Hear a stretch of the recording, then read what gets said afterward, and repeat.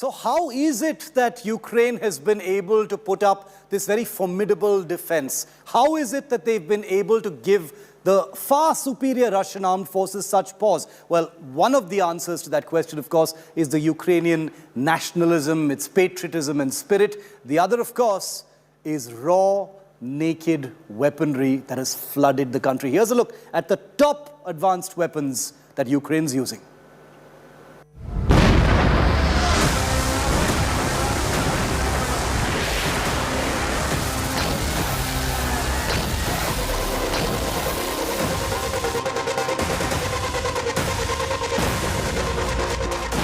Their country invaded, hundreds of square kilometers taken over or destroyed. Ukraine is now a hellscape. Only two things have perhaps kept Russia from achieving its military objectives with any swiftness.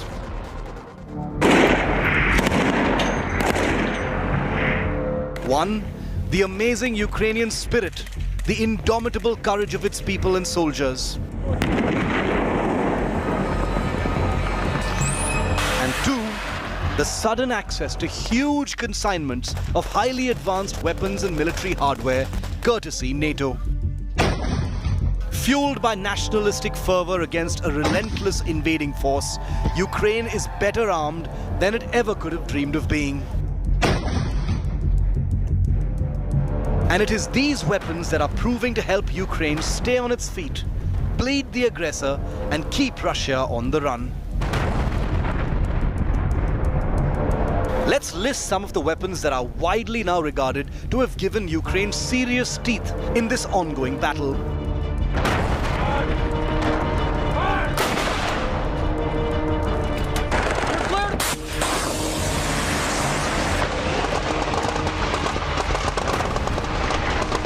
The Javelin is a new generation fire and forget missile that uses automatic infrared guidance that allows the user to seek cover immediately after launch, hugely improving survivability of infantry troops in anti-tank operations.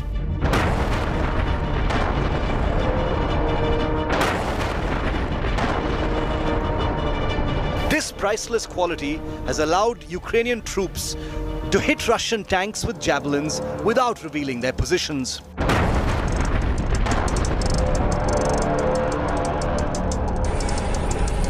Another anti-tank weapon that's allowing the Ukrainians to give Russian armor sleepless nights is the one you see in this clip, shot from a window in besieged Mariupol.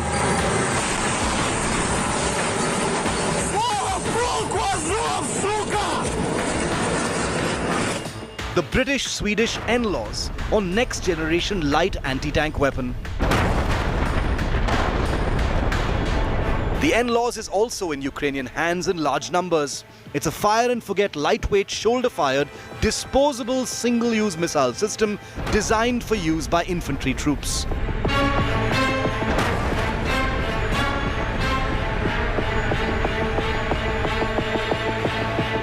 Between these two NATO anti-tank weapons, Putin's giant convoy that had been trying to encircle Kyiv in the weeks gone by is said to have suffered heavy losses, unable to fully meet its objectives before fully withdrawing. The two missiles have also heaped misery on the Russian supply lines attempting to serve frontline armor units.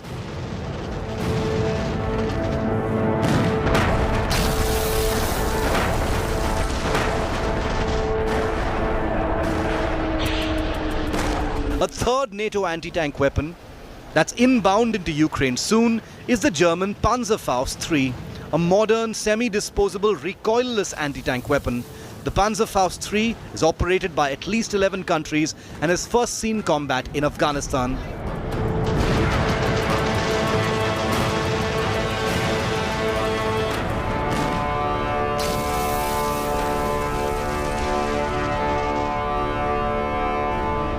This trio of the Javelin, NLAWs and Panzerfaust III makes it clear just how large Ukraine's anti-tank weaponry requirements really are, with NATO regularly feeding that hunger.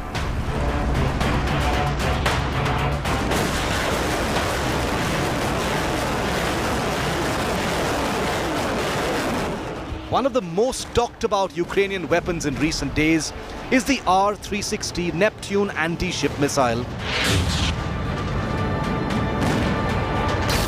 This new weapon system, which entered Ukrainian service just last year, has already allegedly scored the mother of all kills.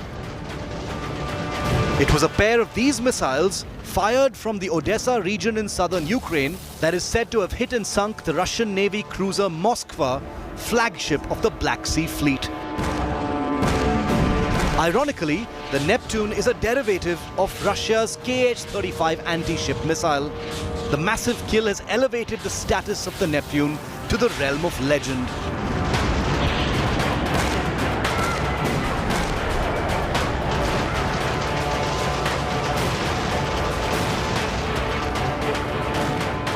Since the beginning of the war, Ukraine has been awash with lethal Stinger shoulder-fired anti-aircraft missiles.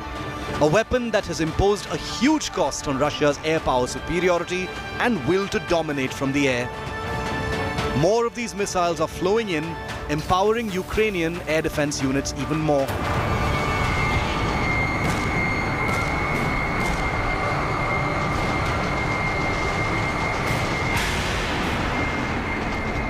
Another weapon being used by Ukrainian anti-aircraft troops now is the Starstreak, the fastest short-range air defense missile system in existence.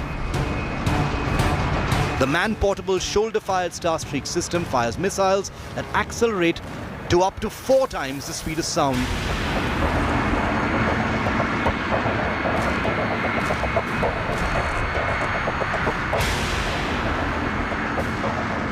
The Starstreak has a number of advantages over the Stinger and legacy Igla systems currently being used by Ukrainian troops. Most notably, the missile system cannot be jammed by infrared or radar countermeasures.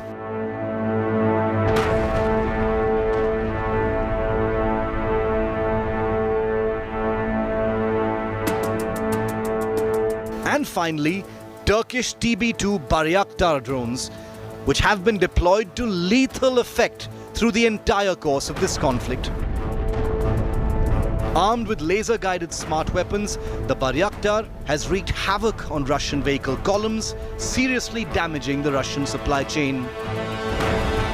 A pair of Bayraktars buzzing over the Black Sea are also said to have distracted the guided missile cruiser Moskva when it was allegedly attacked by Ukrainian missiles. These hunter-killer drones are said to have been responsible for raining hell on invading forces, destroying large numbers of Russian trucks, infantry vehicles, fuel tankers, and artillery positions, among others. Remember that the supplies of these weapons haven't ended, and Ukraine stands to receive a steady stream of consignments of these advanced pieces of war machinery. As far as Ukraine is concerned, the country couldn't be more armed for whatever's coming next.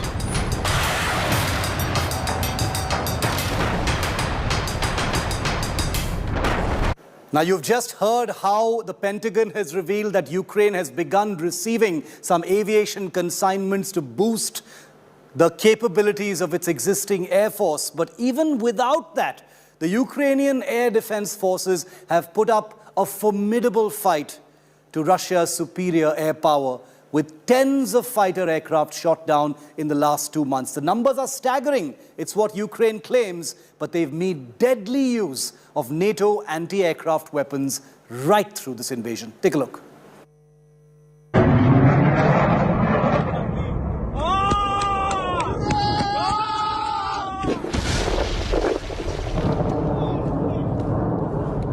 Another defining image of the Ukraine war has been Ukraine's spirited defense of its airspace. With NATO refusing to impose a no-fly zone to keep Putin's air force out, Ukraine has had to fight Russian fighter aircraft using ground-based weapon systems. And the results for Ukraine have been far from bad. Image after image since the beginning of the war has seen Ukraine claim big hits on Russian Air Force combat aircraft. Like this Russian Sukhoi Su-35 air superiority fighter that was shot down using NATO weaponry, the pilot now in Ukrainian captivity. one of several pilots that Ukraine claims to have captured alive.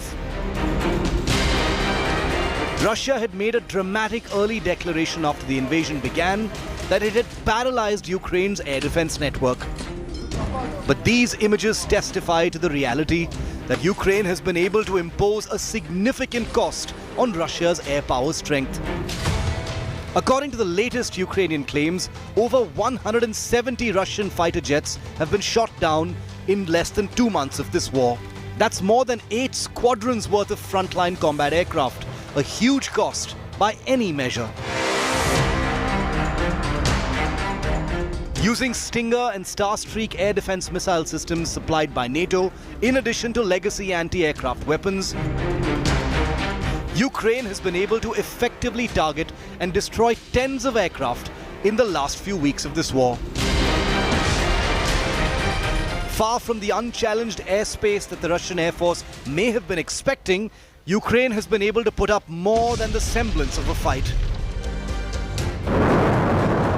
The aircraft types shot down by Ukraine include the most visible Russian aircraft in the Ukraine crisis, Sukhoi Su-25s, tough old Soviet-era birds that have taken on most attack duties in the combat zone of Ukraine.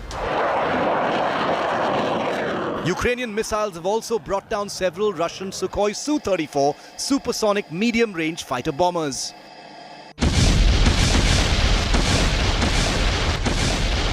But even with all that damage, Russia has a huge air force with many more assets to throw into the combat mix.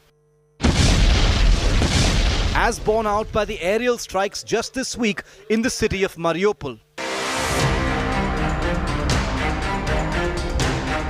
And continuing air power missions being launched by frontline Sukhoi Su-35 squadrons, videos of which are regularly published by the Russian Ministry of Defense.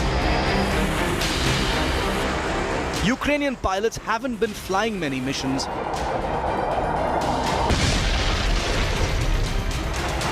And the country's air force has been trying desperately to get combat jets from NATO, a quest so far unsuccessful. But even without an air battle in the traditional sense, Ukraine has given Putin's pilots a great deal to chew on, both in the air and on the ground. Broadcast, we will continue to be the most watched channel on the world's biggest story, the Ukraine war. Thanks for watching. The news continues on the other side. Stay with India Today.